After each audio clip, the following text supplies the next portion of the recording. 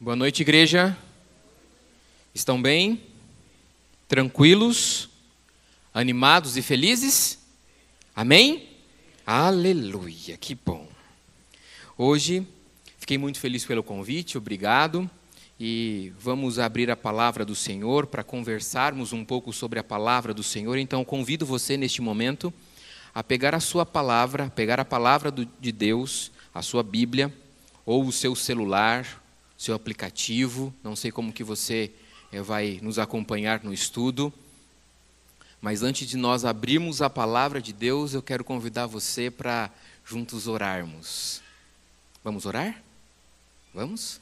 Feche seus olhos, respire fundo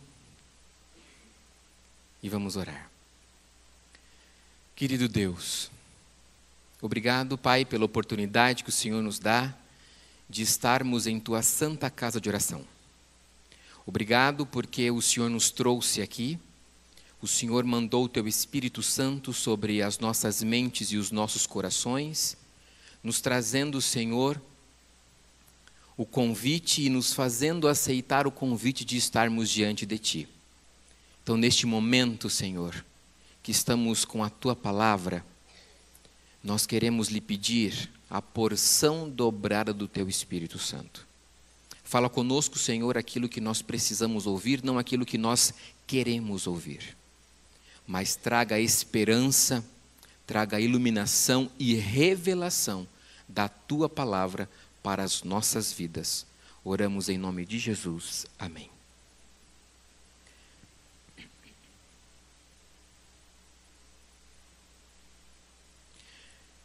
Estamos então na série do Apocalipse, Revelações de Esperança, onde a cada tema apresentado aqui nos traz esperança para o tempo em qual nós estamos vivendo. E estamos hoje no tema 8, e o tema 8 é o fim da morte. Mas para poder a gente falar sobre morte é um assunto um pouco pesado, né? É complicado de falar sobre morte, mexe com as nossas emoções, mexe com as nossas lembranças, mexe com um dos maiores medos que nós temos. Segundo a psicologia, diz que nós temos dois medos existentes do ser humano. O primeiro medo é o medo de ficar sozinho, e o segundo medo é o medo da morte.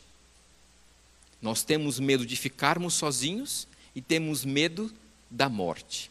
Então, esses são os dois grandes medos, segundo a psicologia. E hoje nós iremos falar sobre o fim da morte. Será que é possível nós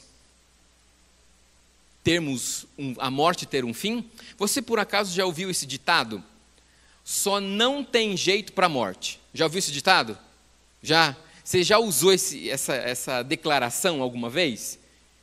Normalmente nós usamos essa declaração quando tem alguma coisa, alguma dificuldade pela frente, e daí você está com aquele, vamos colocar assim, aquele lado positivo, né? Não, vamos em frente, só não tem jeito para a morte, né? Se você entrar nas mídias sociais, no Facebook, no Instagram, até mesmo no YouTube, e fazer alguma pesquisa sobre essa declaração, ou só a morte não tem jeito nem conserto. Se você fizer uma pesquisa sobre isso, você vai ver alguns vídeos e algumas fotos interessantes. Porque nós estamos vendo a criatividade cada vez mais aflorada no ser humano, né? Porque você deseja alguma coisa, mas às vezes você não tem condições para ter aquilo que você está desejando. Então você desperta a criatividade para dar um jeito e então, de uma certa forma, dar ou resolver aquilo que precisa. Por exemplo, talvez você tenha uma bicicleta e você não goste do banco da sua bicicleta, e você teve um carro e agora você não tem mais um carro. Mas o que você gostava era do banco do seu carro. Então a gente podia fazer uma adaptação, não é? Faz uma adaptação e daí vai dar tudo certo, né? Ou talvez o ar-condicionado na combosa não está funcionando, não está instalado, então vamos instalar um para ficar mais forte e tudo mais. Então, dá-se um jeito para isso, né? Vamos colocar lá o ar-condicionado na combosa. Ou então, aquele relógio caiu, né? Quebrou ali, mas o que você faz? Você marca na parede mesmo, pelo menos ele está funcionando, o mecanismo dele continua ali, os ponteiros estão ali, então você marca ali do ladinho mesmo. Só não tem jeito a morte, né? Ou então, sabe quando você fica no ônibus e fica pescando? Pronto, aí, ó, resolve já o seu caso ali, ó, coloca aquele negócio ali na cabeça, tenho certeza que você não vai ficar caindo nem para lá e nem para cá. Já o do lado ali, né, ficou batendo a cabeça no vidro ali, né? Tum, tum, tum, né? Não sei se você já passou por isso, né? Ou então, né? A criatividade do ser humano brasileiro. Já viu aquela expressão também no Facebook, brasileiro precisa ser estudado pela NASA? Né? Já viu, né? Então, é exatamente isso, entendeu? Ou assim, ó, tempo de chuva, o que a gente faz? Né? Compra um guarda-chuva para colocar para a roupa, né? Assim pelo menos não chove na roupa. Não sei se vai secar como deveria, mas que, né? Tá aí, né? Uma das opções. Olha só, queimou a batedeira em casa. Ah, mas lembrou que tem a furadeira do marido. Então vamos resolver o negócio. Eu só queria ver a cozinha depois de bater esse bolo, né? Eu acho que a mulher ia falar, bate, e ia sair uns 15 dias para depois resolver o negócio, né? Porque ia voar massa de bolo para tudo quanto é lado, né? Ou então esse, ó, cadê a grelha? Ah, mas tem um carrinho aqui, a gente resolve já tudo, né? Pelo menos a nossa carne já está garantida no nosso churras, né? O churras está garantido ali também. Calorzão, cadê a piscina? Ah, mas tem uma caixa d'água lá, vamos encher e vamos resolver o caso. Vamos para frente, não podemos desanimar. Tem ali, vamos lá. Não tá funcionando para nada aquela caixa d'água antiga, né? Nem se vende mais esse tipo de caixa d'água, mas agora é só plástico, né? Você vê como é antigo o negócio ali, né? Ou então, suporte para carregador de celular. Às vezes tem a tomada em casa, é alto a tomada. Aí não tem nenhum móvel perto para poder colocar e deixar o celular ali, que você faz? Amarra ali o tênis tal, e ali coloca o celular ali dentro, está resolvido o negócio. Mas a declaração que nós vamos estudar hoje é: será que a morte tem jeito? Segundo o ditado popular, e esse é um ditado espanhol, onde fala que não só para a morte que não tem jeito, o resto tudo se arruma, tudo se conserta. Segundo a palavra de Deus, é possível ter solução para a morte. Ou, melhor dizendo, chega em um momento que a morte, ela tem o fim. Perder uma pessoa amada não é fácil. Às vezes nós perdemos aquela pessoa e quem fica, na verdade, em um estado inerte ou até mesmo de morte é quem fica vivo, porque não tem forças para continuar. O pai que perde o filho que perde o pai ou a mãe, ou o cônjuge que perde o outro, o companheiro, companheira, fica naquela inércia, sem forças para continuar. E é onde a esperança vai se indo embora.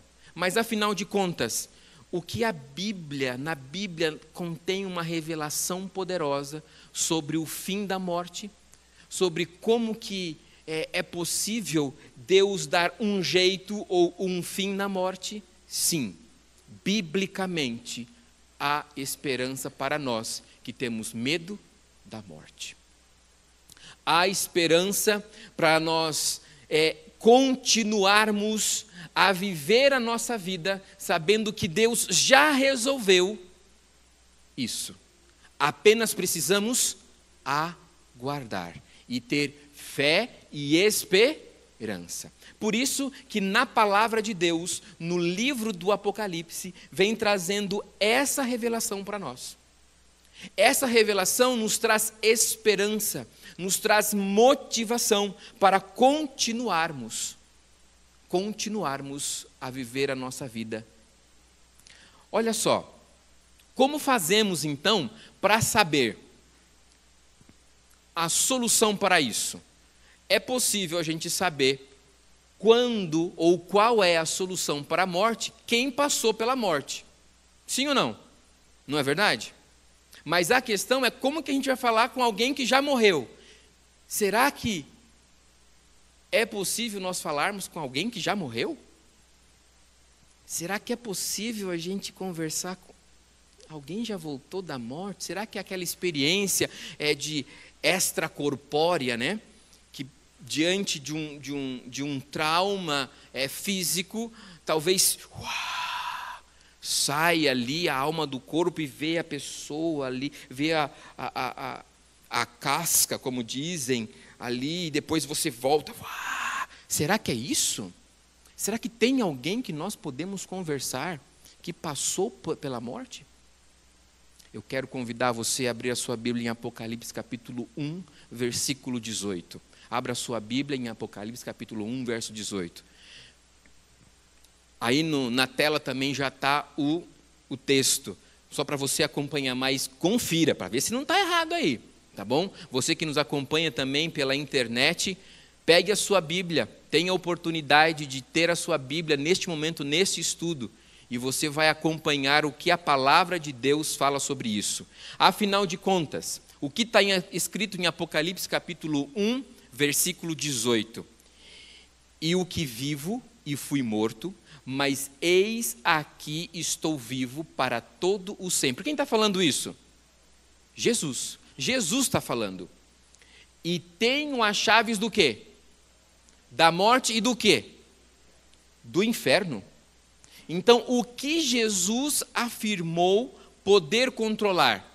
Jesus, nesse verso, está afirmando para nós que ele tem o quê? As chaves da morte e do inferno. Jesus tem a chave, ele tem a capacidade de resolver o nosso medo, o nosso problema com a morte. E também com o inferno. Afinal de contas, o que é o inferno? Afinal de contas, existe um inferno?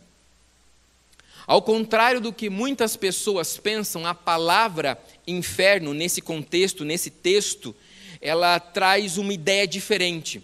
Não é a ideia de fogo, enxofre e tal. Não. É do que? É de sepultura, é de cemitério, é de cova.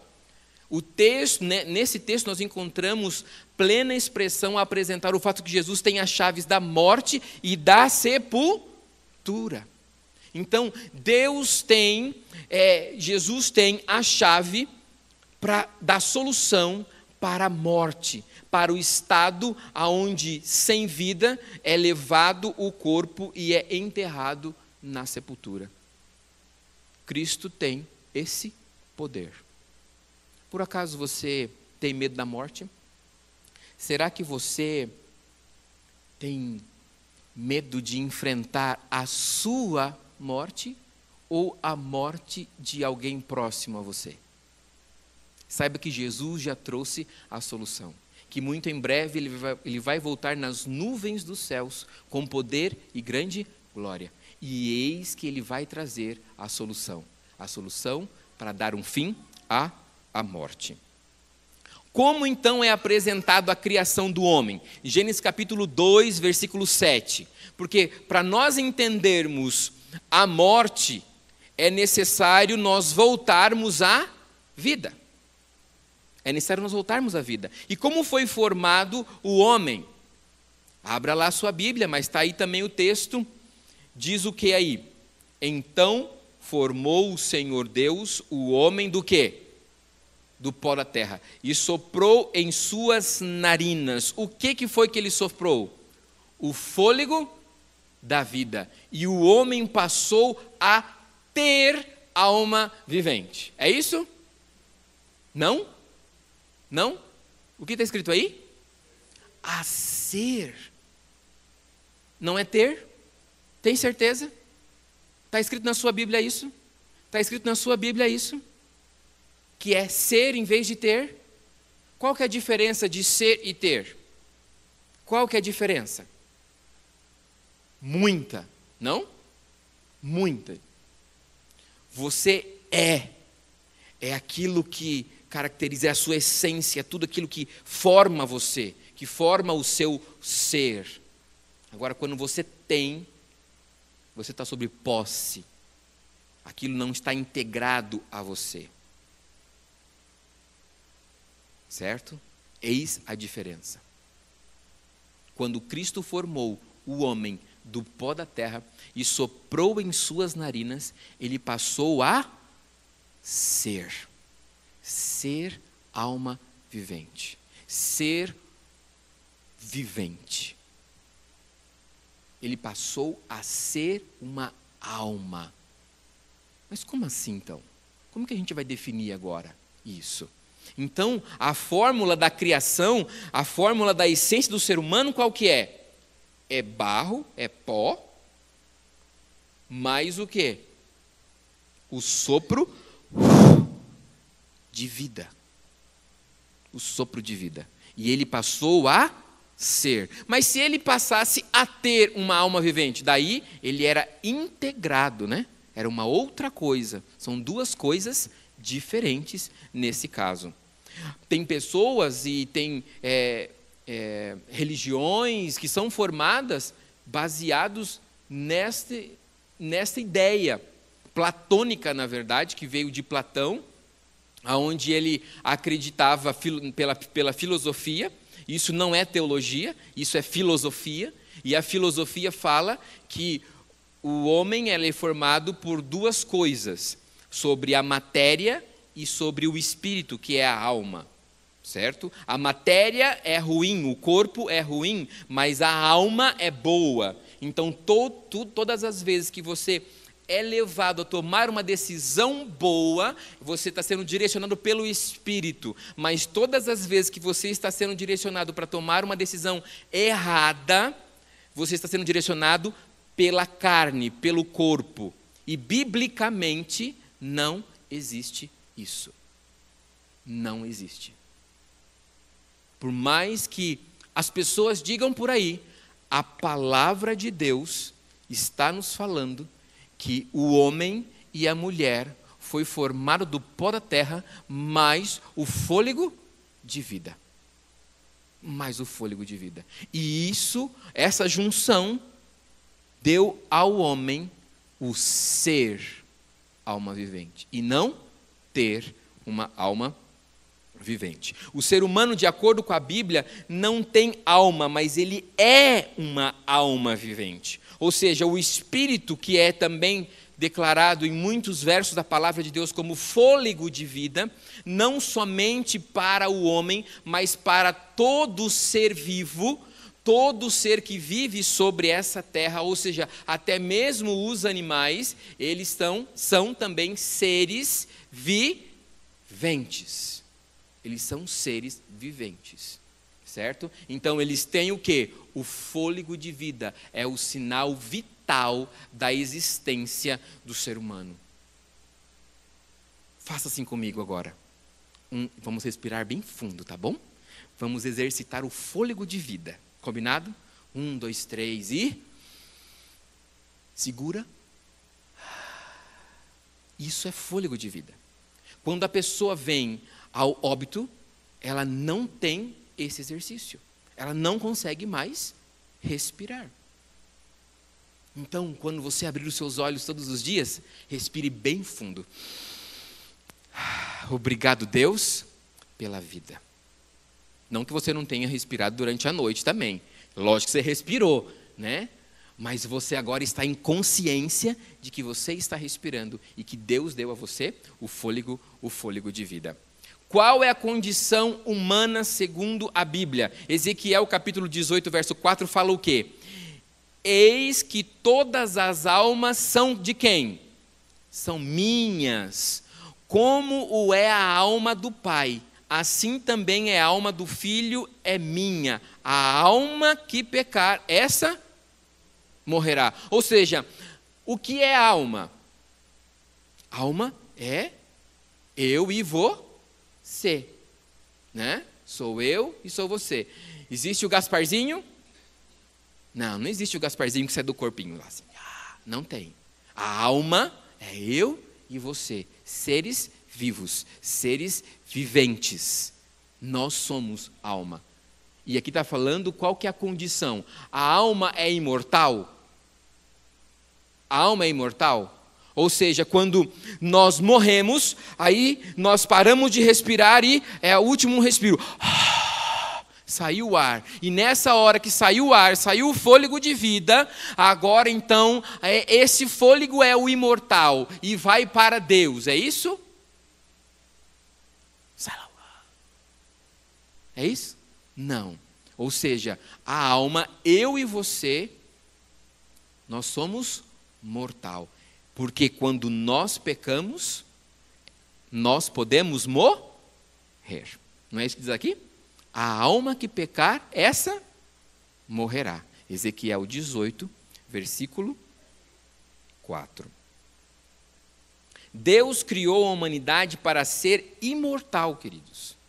Mas por causa do pecado, por causa da própria vontade humana, nós passamos a ser seres mortais. Por causa da desobediência. Deus criou a humanidade para ser imortal, mas por causa da desobediência, entrou o pecado na nossa vida. E porque entrou o pecado na nossa vida, nós então estamos fadados à morte. Infelizmente. Mas é a realidade. Porque todos os seres humanos pecaram. Todos se tornam mortais. Romanos capítulo 5, versículo 12 diz: portanto, da mesma forma como o pecado entrou no mundo por um homem, e pelo pecado a morte, assim também a morte veio a todos os homens, porque todos pecaram. Ou seja, todos nós somos mortais. Também em Gênesis capítulo 2, versículo 7, Levíticos 11, 46 fala sobre a alma, a palavra, o uso da palavra alma na Bíblia. Então o Senhor Deus formou o homem do pó da terra e soprou nas suas narinas o fôlego de vida e se tornou uma alma vivente, se tornou um ser vivente. Essa é a lei dos animais e das aves e de toda criatura vivente, ou seja, animais que se movem nas águas e de toda criatura que se arrasta sobre a terra. Almas são seres viventes. Então, assim como nós respiramos, e o nosso cachorrinho, e o nosso gatinho, e o nosso papagaio também respira, eles também são seres viventes. São seres viventes, estão na mesma condição. Porque senão, o que acontece? Teria essa questão de reencarnação. Vocês já ouviram falar que existem, o hinduísmo, se eu não estou enganado, que se você morrer, não for uma pessoa muito boa, enquanto você esteve nessa experiência de vida, você pode voltar talvez como um cavalo, ou como uma formiga, ou alguns como um bicho preguiça, não sei, depende, né, do estado dessa sua vida aí. Se você foi muito ruim, você vai voltar num estado pior. Mas aqui está falando na palavra de Deus que todos que pecaram, morrem. E morreu, acabou. Não tem retorno. Não tem retorno. E todos participam desse ser, dessa experiência de ser uma criatura vivente. Morre como consequência do pecado. Ezequiel 18, 20 fala: a alma que pecar, essa morrerá. O filho não levará a iniquidade do pai, nem o pai levará a iniquidade do filho. A justiça do justo ficará sobre ele, e a impiedade do ímpio cairá sobre ele. Ou seja, a maneira como eu conduzi a minha vida, eu vou ter consequências sobre os atos da minha vida. Isso não vai cair sobre o meu pai ou sobre a minha filha, mas sim sobre aquilo que eu defini, eu escolhi.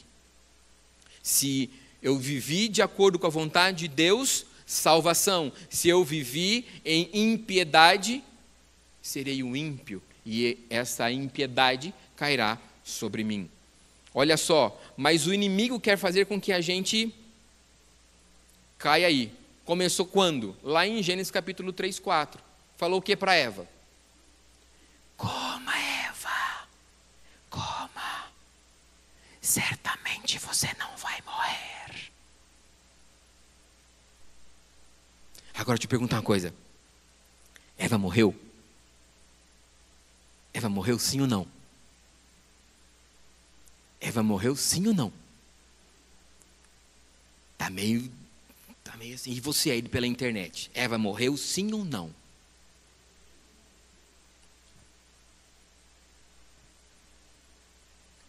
A partir daquele momento, ela começou a morrer. Assim como Adão também começou a morrer. E tudo que eles tocavam começaram a morrer. Eles deixaram de ser seres imortais e passaram a ser seres mortais.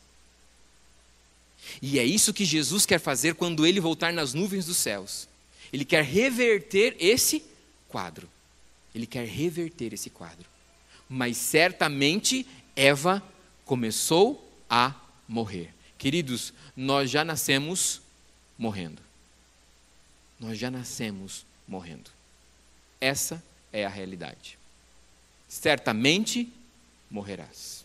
Essa é uma certeza para todos nós. O que os mortos sabem sobre si e sobre aqueles que estão vivendo? Eclesiastes capítulo 5, versículo 9 e 6. Diz assim: porque os vivos sabem que hão de morrer. Misericórdia, amém? Olha, ninguém falou amém, então ninguém tem medo da morte. Olha que beleza. Eu espero que seja beleza isso. Ou ficou aí, estava viajando, né? Mas os mortos sabem todas as coisas. É isso que diz aí? Os mortos não sabem coisa nenhuma, nem tampouco terão eles recompensa, mas a sua memória fica entregue no quê? No esquecimento. E não existe coisa pior do que ser esquecido. Do que ser esquecido. O que é a morte? É o esquecimento. Morte é esquecimento. É isso. Também o seu amor, o seu ódio, a sua inveja já pereceram e já não tem parte alguma para sempre, em coisa alguma do que se faz debaixo do sol. Eclesiastes 9, 5 e 6. Então os mortos não sabem nada. Quando uma pessoa morre, ela quebra essa união harmônica e completa entre pó da terra e fôlego de vida, desaparecendo então assim a sua consciência. Salmos capítulo 146, versículo 4 fala: quando o Espírito, o que é o Espírito, queridos? O Gasparzinho? Não, não é.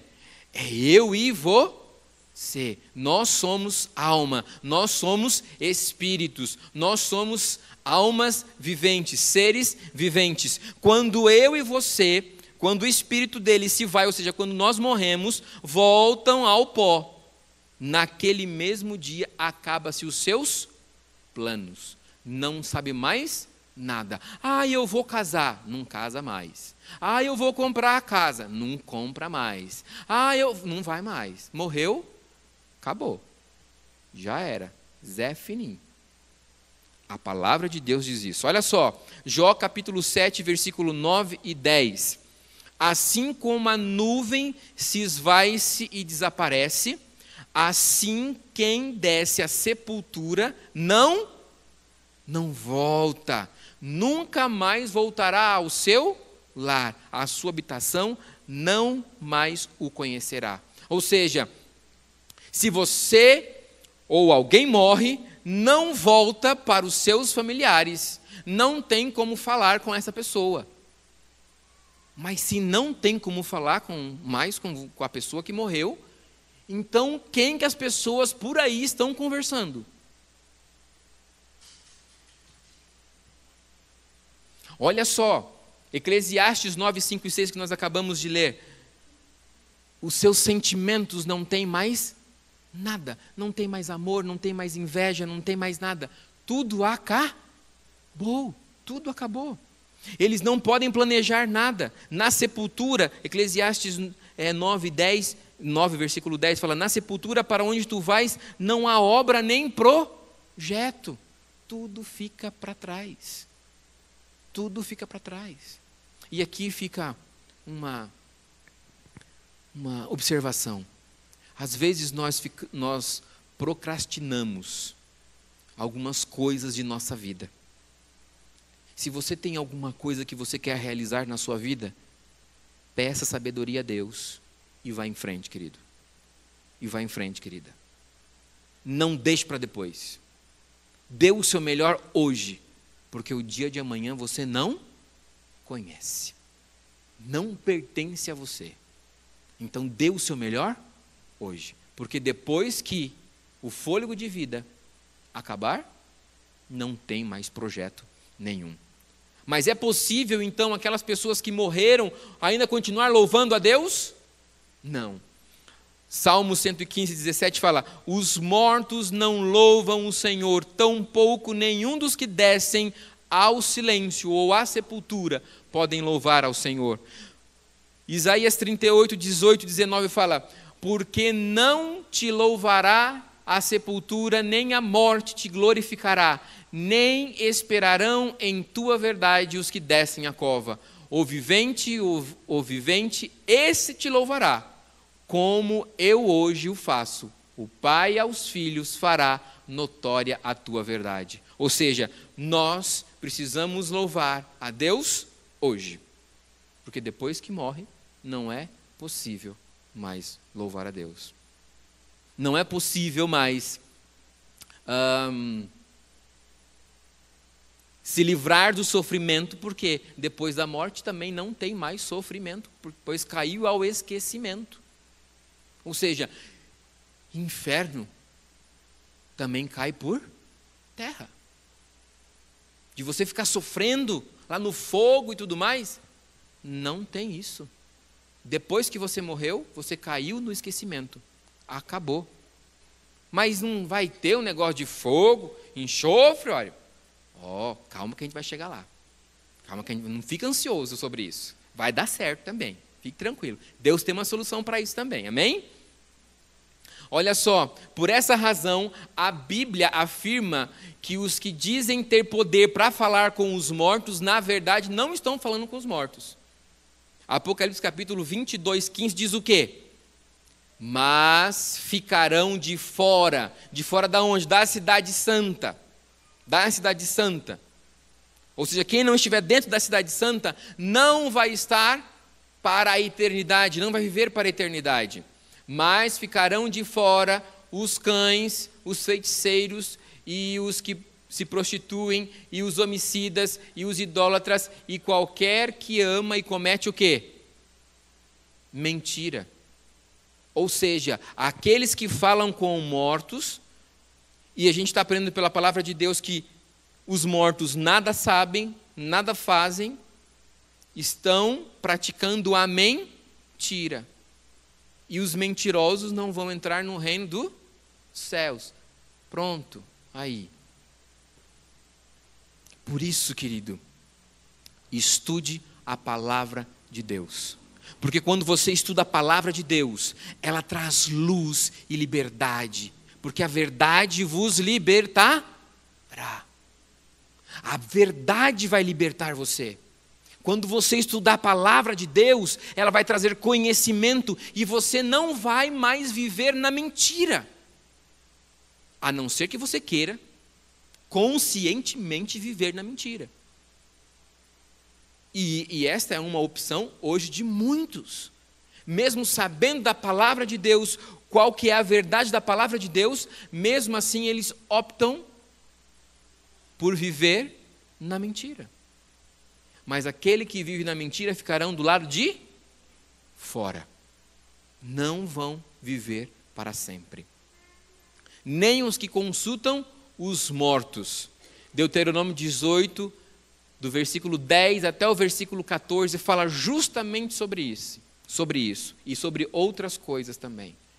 Todo aquele que consulta os mortos, que busca esse tipo de conselho, também está praticando a mentira e não vai entrar no reino dos céus. Quando o cristão tem dúvida de alguma coisa, de como proceder na vida, o que ele deve fazer? Deve consultar quem? O médium. Vai fazer em qualquer sessão espírita. É isso? Não, querido. Você que talvez possa estar nos assistindo nesse momento e tem uma tendência, um conhecimento espírita, entenda que aquilo que nós estamos falando aqui não é para te agredir, mas é porque a palavra de Deus fala isso. E a palavra de Deus traz conhecimento, traz a verdade, pois Jesus é a verdade e Ele tem a chave da morte e do inferno nas suas mãos. E Ele quer te tirar do caminho da morte. Ele quer te tirar do sofrimento eterno posterior. É isso que nós queremos. É isso que nós, como Igreja Adventista, busca e ora por você.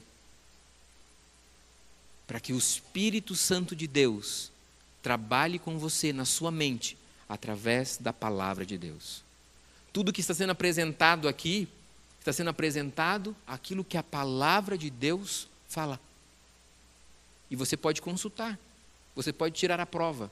Isaías, capítulo 8, 19 e 20, fala: quando, pois, vos disserem, consultai os que têm espíritos familiares e os adivinhos, que chiureanam e murmuram, porventura não consultará o povo a seu Deus?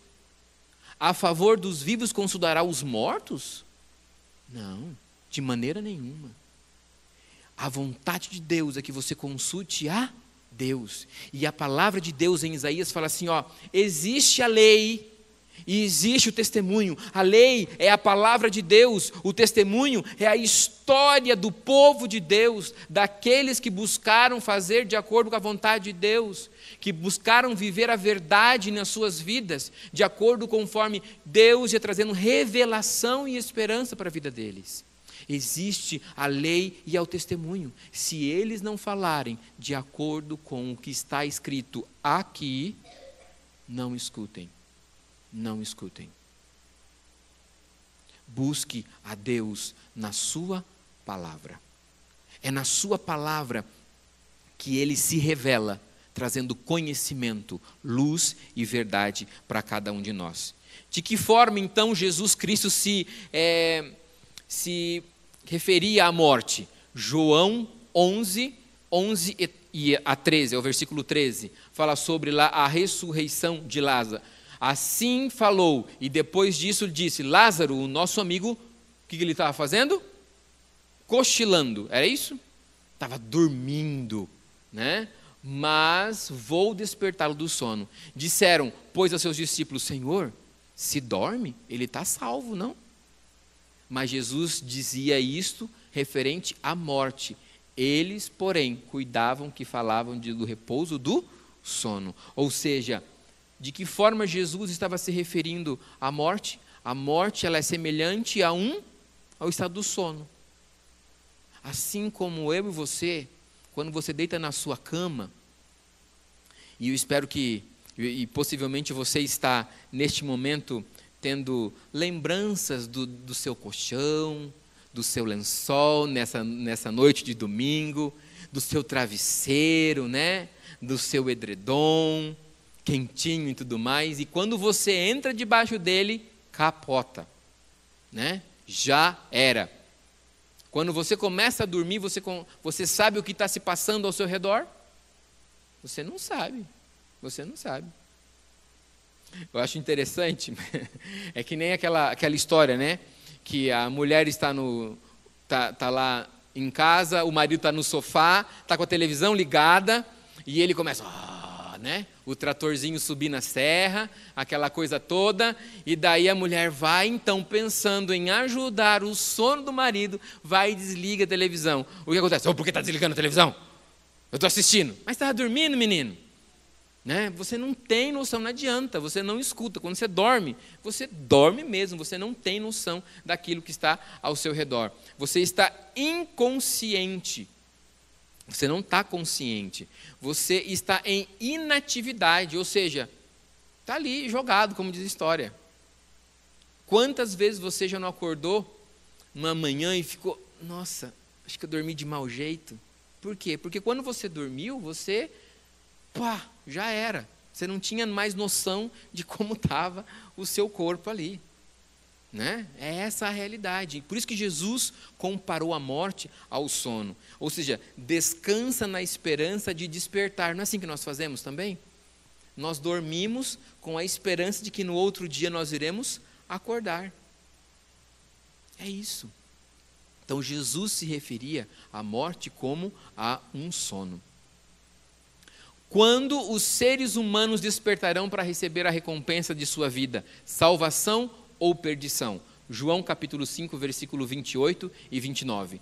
Não vos maravilheis disso, porque vem a hora em que todos os que estão no sepulcro ouvirão a sua voz, a voz de Jesus. E os que fizeram o bem sairão para a ressurreição da vida, e os que fizeram o mal para a ressurreição da condenação. Ou seja, quando Jesus voltar nas nuvens dos céus, ele vai ressuscitar aqueles, a primeira ressurreição será para aqueles que fizeram aquilo que estava de acordo com a vontade de Deus, segundo a palavra dele.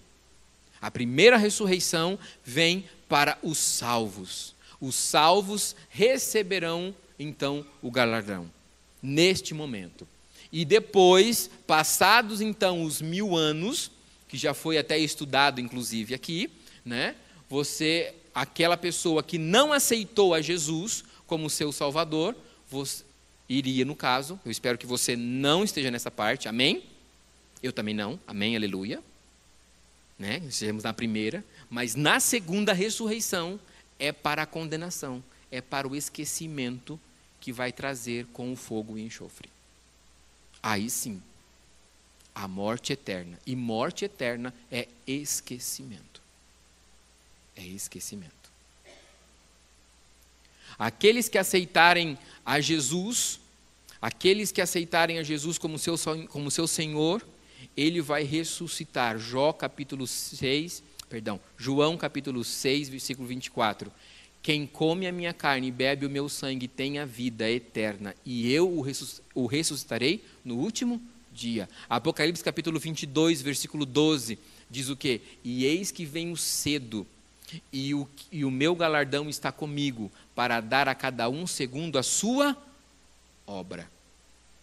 Ou seja, de acordo conforme a sua escolha de vida. Por isso, queridos, Apocalipse capítulo 14, 13 fala: e ouvi uma voz do céu que me dizia, escreve, bem-aventurados os mortos que desde agora morrem como? No Senhor. Ou seja, viveram a sua vida de acordo com a vontade de Deus, e por tomar as decisões de acordo com a vontade de Deus, eles morrem temporariamente no Senhor. Assim, diz o Espírito, para que descansem dos seus trabalhos e as suas obras os seguem. Ou seja, aquilo que você fez, já fez. A ressurreição do Senhor Jesus Cristo é a garantia que Ele nos dá, que muito em breve Ele vai voltar para nos ressuscitar, se viermos a dormir. Mas a ressurreição de Jesus foi algo secreto? Não. Se você ler 1 Coríntios capítulo 5, capítulo 15, versículo 3, até o versículo 26, você vai ver que mais de 500 pessoas presenciaram Jesus depois da sua ressurreição. Mais de 500 pessoas, leia isso. 1 Coríntios capítulo 15, versículo 3 até o 26. Mais de 500 pessoas. Por isso, não tem como falar que a ressurreição de Jesus foi forjada. Porque não é possível você guardar um segredo ou formar um conceito por meio de 500 pessoas. Alguém ia falar alguma coisa. alguém ia falar. Isso é uma prova, é uma evidência da ressurreição de Jesus. E essa ressurreição de Jesus é quem nos dá a garantia que muito em breve Ele vai voltar nas nuvens do céu. E nós iremos com Ele, amém? Por isso, queridos, nós precisamos entender isso e aceitar. O que Jesus fará com a morte, então, no final do milênio? Apocalipse 20, 14. E aqui nós encerramos. E a morte e o inferno foram lançados no lago de fogo. Esta é a segunda morte. Eu quero que você entenda uma coisa. Todos aqueles que vierem a morrer serão ressuscitados. Ou na primeira ressurreição para a glória, ou na segunda ressurreição para a condenação. A decisão de você participar, se você passar pelo processo da morte, você tem que tomar a decisão hoje. É hoje. Se você quer participar da primeira ressurreição, que é para a glória, tome a decisão hoje de aceitar a Jesus como seu Senhor e como seu Salvador na sua vida. Talvez tenha algumas coisas que você precisa acertar, que você sabe que você não está de acordo com a vontade de Deus. Mas Deus está auxiliando você. Leia a palavra dEle. Fale com Ele. Deixe com que a experiência de estar com Jesus possa fazer a diferença na sua vida. Quantas vezes nós vamos em um funeral e encontramos pessoas inconsoláveis, porque não tem uma esperança, porque não tem Jesus como seu melhor amigo. É triste isso, mas é a realidade. Eu lembro quando o meu tio faleceu e o meu primo sofreu muito, ficou muito abalado com isso. E por ele ficar muito abalado, no momento ali do enterro, não tinha como ter uma conversa mais aprofundada sobre isso. Mas ele chegou a ponto de passar mal e ser levado para o pronto-socorro, para poder ser medicado e tudo mais. Ah, mas olha, mas tem pessoas que têm a Jesus como seu Senhor e como seu Salvador e passam por isso. É verdade também, porque a dor da perda é grande, não é brincadeira. Tenho certeza que todos aqui já passaram por isso, infelizmente. Mas eu quero dizer uma coisa para você, mesmo com a dor da perda, nós podemos ainda continuar. Porque Jesus nos dá uma esperança. A palavra de Deus nos traz essa esperança. O Apocalipse traz essa revelação de esperança para as nossas vidas. Mesmo que os nossos queridos estejam hoje no pó da terra, nós podemos ter a esperança, a confiança no nosso Deus, que Ele vai voltar muito em breve. E ao Ele soar a trombeta de prata, os mortos em Cristo ressuscitarão primeiro. Você consegue imaginar isso comigo, queridos? Quando eu leio Tessalonicenses, essa parte, eu viajo na maionese. Você consegue imaginar comigo? E se você pegar o grande conflito, você vai ter mais detalhes ainda profundos sobre isso. Cristo vai pegar a trombeta de prata, ele vai soar, o som poderoso da trombeta vai repercutir em todo o globo. E todos aqueles que em vida decidiram por Jesus, continuaram mesmo em meio às adversidades da vida, permaneceram fiéis à palavra de Deus, mesmo com os problemas, mas permaneceram, mas morreram. Neste momento, eles vão ressuscitar. Eles vão ressuscitar. Eles serão recolhidos pelos anjos. E eles vão encontrar Jesus no ar. Jesus vai estar na nuvem, no ar, esperando você. Esperando você encontrar os seus queridos lá na nuvem. Quem é que você quer encontrar? Além de Jesus. Eu quero encontrar o meu tio, eu quero encontrar o meu avô, eu quero encontrar a minha avó. Eu quero encontrar uma irmã que eu não conheci, que quando ela faleceu, quando era bebê, nasceu e poucos dias ela faleceu. Imagine só que privilégio poder encontrar com ela lá no céu. Jesus vai poder entregar isso. Assim como eu tenho pessoas que já dormiram no Senhor, você também tem. A mensagem de hoje é que Cristo põe um ponto final à morte. E esse ponto final é quem nos dá esperança. Quer você hoje, mais uma vez, aceitar a Jesus como seu Senhor e Salvador? Aceitar tudo aquilo que Ele já fez, está fazendo e continuará a fazer por você, para a sua salvação, para poder te abraçar. Eu quero convidar você neste momento a orar. Eu quero convidar você neste momento a entregar a sua vida para Jesus, a assumir realmente um compromisso com Cristo Jesus. Entendi que a morte é um estado de inconsciência até o momento da segunda vinda de Cristo. Eu me comprometo a andar com Jesus, a fim de que, caso não esteja vivo por ocasião de sua vinda, possa ser ressuscitado para a vida e vida eterna. Você quer assumir esse compromisso hoje também, assim como eu? Sim? Quero convidar você para que fique em pé e juntos vamos orar ao Senhor. Feche seus olhos e cele o seu compromisso com Deus neste momento. Feche seus olhos e fale com Deus nesse momento. Senhor, eu assumo o compromisso de andar contigo enquanto eu viver. Fale com Deus.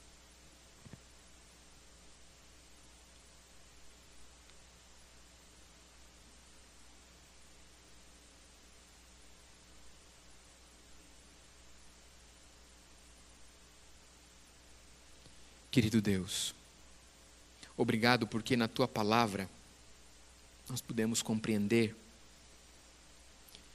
que o Senhor é um Deus de esperança e nos dá esperança.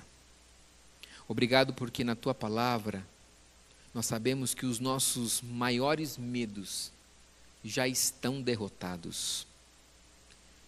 Por isso, Senhor, assumimos um compromisso nesta noite diante de Ti, que continuaremos a viver as nossas vidas não como nós queremos, mas como Tu desejas.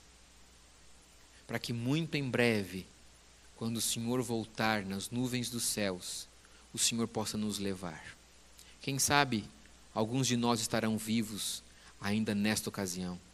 Mas se não estivermos, nós poderemos ir para a sepultura com a plena certeza que iremos nos acordar com a Tua voz, com o Teu chamado, para a eternidade. Nos dê, Senhor, cada vez mais esta fé, esta confiança, e desperta em nós o Teu amor, desperta em nós o querer estudar a Tua palavra, a passarmos tempo contigo, e, Senhor, molda a nossa mente e o nosso coração. Nos dê uma semana maravilhosa na Tua presença. É o que nós lhe pedimos, em nome de Jesus. Amém.